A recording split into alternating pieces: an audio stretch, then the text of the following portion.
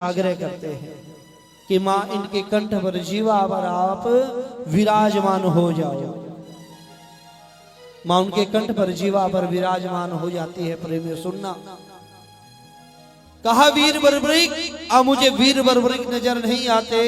वीर बर्बरिक के पास तो वो 3 बाण हैं और एक बाण में इतनी पावर है कि पूरे एक लोक का संहार कर सकता है, मृत्यु कर सकता है। हम कैसे आपको वीर बर्बरिक माने? वीर बर्बरिक ने कहा प्रभु मैं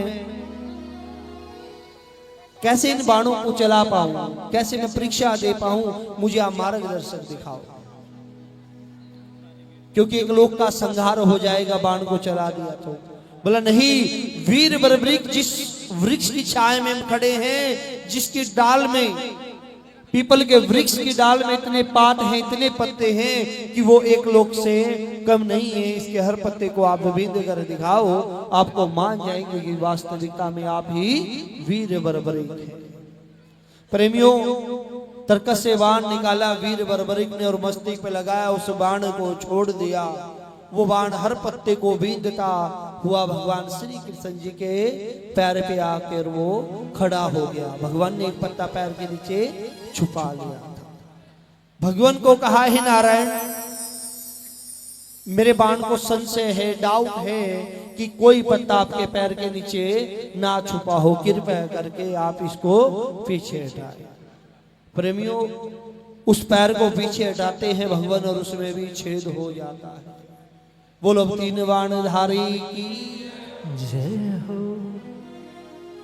ये फागुन माह ही था प्रेमियों जब ये लीलाएं रची गई, और उस फागुन माह में ठाकुर जी की कथा, बाबा श्याम की कथा जो भी सुन रहे हैं उनको वास्तविकता में बहुत बड़ा फल मिलेगा प्रेमियों। और ये एकादशी जो आएगी इसका व्रत भी रखना प्रेमियों, और आपको 4 गुना पुण्य का फल भी मिलेगा। जब उसमें भी छेद हो गया, भगवान ने देखा नहीं, बस में माता सरस्वती कंठ पर विराजित थी और वीर बर्बरिक को कहा कि अब जा सकते हो। जैसे ही उसने 1-2 कदम रखे प्रेमियों, वीर बर्बरिक के मन में भाव आया कि किसी ब्राह्मण देवता द्वारा बड़ी परीक्षा ली गई है, मैं कुछ ना कुछ दान स्वरूप दूं। आते हैं ब्राह्मण से, कहते हैं प्रभु मांगो जो आपने मांगना मुझसे। सुन रहे हो बेटा, आवाज आ रही है ना मेरे पीछे तक? क्या बात? तो मांगो जो आपने मांगना है। बोला नहीं प्रभु, अब देने के लिए, भगवान कहते हैं अब देने के लिए तेरे पास कुछ भी नहीं है, जब युद्ध भूमि से लौट कर आप आओगे तो ले लिया जाएगा। वीर बर्बरिक ने कहा प्रभु युद्ध भूमि में जा रहा हूं, मरे जिए क्या पता कैसा समय होगा अगला, लेकिन मांग लो। बोला ऐसे नहीं, मुझे वचन दो। वचन देते हैं और उस वचन में भगवान श्री कृष्ण जी उस चुलकाना धाम की धरती पर वीर बर्बरिक से शीश का दान मांग लेते हैं। जब वो शीश का दान मांगना प्रेमियों, समय का चक्कर, वायु का चक्कर स्थिर हो गया, रुक गया कुछ क्षण के लिए। जब वो रुका, वीर बर्बरिक को होश आया कि ब्राह्मण देवता ने मुझसे क्या मांग लिया। सुनना, कहा प्रभु मैं वचनबद्ध हूं, शीश का दान दूंगा, लेकिन जो आप मुझे नजर आ रहे हो, जिस चोले में आप नजर आ रहे हो, मुझे ये नजर नहीं आ रहा है। आप है कौन हो? आप मुझे दिखा दो अपना विराट रूप, अपने दर्शन करा दो प्रभु, आप साधारण ब्राह्मण नहीं हो। सुनना, जब मेरा एक बाण पूरे एक लोक का संहार कर सकता है, पूरे लोक की मृत्यु कर सकता है, और मेरा ये एक बाण प्रेमियों भगवान श्री कृष्ण जी के पैर को छेद नहीं कर पाया। कहा प्रभु अपने रूप में आओ। तब प्रेमियों उस चुलकाना धाम की धरती पर ही वीर बर्बरिक को भगवान श्री कृष्ण जी ने अपने विराट रूप के दर्शन। बोलो बांके बिहारी लाल की जय हो। जब वो दर्शन कराए तो प्रेमियों वीर बर्बरिक का मन और हृदय गदगद हो गया।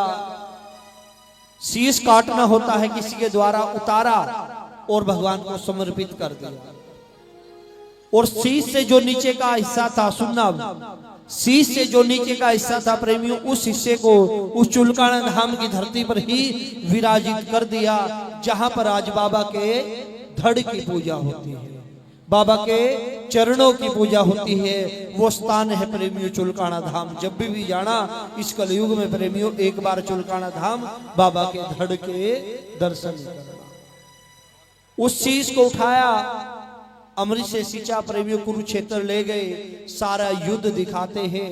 लास्ट में पांडवों की विजय हो जाती है और लास्ट में पांडवों को फिर घमंड हो गया कि अब मेरी गदा से जीते, बाणों से जीते, तलवार से जीते, सब अपने बड़ी गड़ंगे लगा रहे थे। भगवान श्री कृष्ण जी के पास आते हैं, कहा वासुदेव हमारा निर्णय करो, इस युद्ध को किसने जीता है। भगवान ने कहा कि मुझे भी नहीं पता, इसका निर्णय तो वीर बर्बरीक कर सकता है जिसने पूरा युद्ध देखा है। वीर बर्बरीक के पास जाते, कहा हे वीर बर्बरीक का भी निर्णय करो। वीर बर्बरीक ने जवाब दिया, सुनना कि हे पांडवों, आपने एक चींटी का भी वध नहीं किया। इस युद्ध में केवल और केवल भगवान श्री कृष्ण जी का सुदर्शन चक्र चल रहा था और माता द्रौपदी रो रो कर प्रेमियों खप्पर भर रही थी। जब उस सभा में माता द्रौपदी का, सुनना माता बहने सुनो, जब उस सभा में माता द्रौपदी का वो चीरहरण हो रहा था ना, माँ ने कसम खाई थी कि जब तक मैं कौरवों के खून से अपने केस बाल नहीं धोऊंगी तो मेरी आत्मा कभी भी शांत नहीं होगी। प्रेमियों, भगवान ने तथास्तु कहा और जितना रक्त उस युद्ध में बह रहा था सुदर्शन चक्र के साथ साथ माता द्रौपदी चंडी का रूप धारण करके कटोरा लेकर घूम रही थी। सारा रक्त उसमें जा रहा था। बोलो मां भगवती की जय हो। इस निर्णय से पांडव खुश हुए और वीर बर्बरीक को कहा कि अब वीर बर्बरीक, अब आपका ये बलिदान व्यर्थ नहीं जाएगा। आने वाले कलयुग में आप मेरे नाम से जाने जाओगे और आप में रहकर ही मैं भक्तों का कल्याण करूंगा।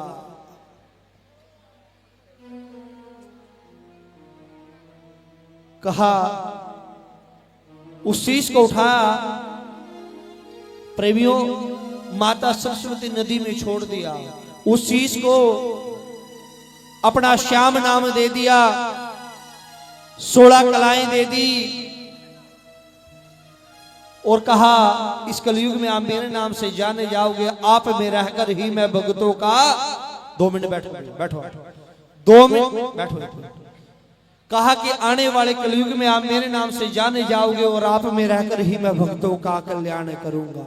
उस शीश को प्रेमी उठाते हैं, माता सरस्वती नदी में प्रभावित कर देते हैं। फिर प्रेमियों शीश बहता बहता बहता बहता वो खाटू जाकर प्रकट हुआ।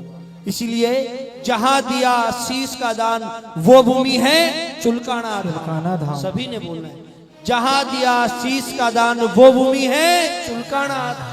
वो भूमि है, वो भूमि है, वो भूमि है।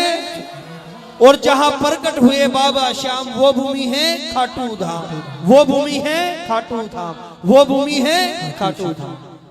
प्रेमियों, इस श्याम नाम की यात्राओं को पूरी करने के लिए इस कलयुग में एक बार अपने जीवन में सुनना, एक बार खाटू धाम में जाना। खाटू धाम में प्रेमियों बाबा के शीश की पूजा होती है और चुलकाना में बाबा के धड़ की पूजा होती है, ताकि इस कलयुग में आपको पूरी श्याम नाम की यात्रा पूर्ण हो जाए और श्याम बाबा के पूर्ण शरीर के आपको दर्शन हो जाए। बोलो चुलकाना धाम की जय, बोलो खाटू नरेश की जय, बोलो हारे के सहारे की जय हो, जय हो। बोलिए खाटू नरेश की जय, बोलिए हारे के सहारे की जय। कि बोलो बोलो प्रेमियों श्याम बाबा की जय, बोलो बोलो प्रेम।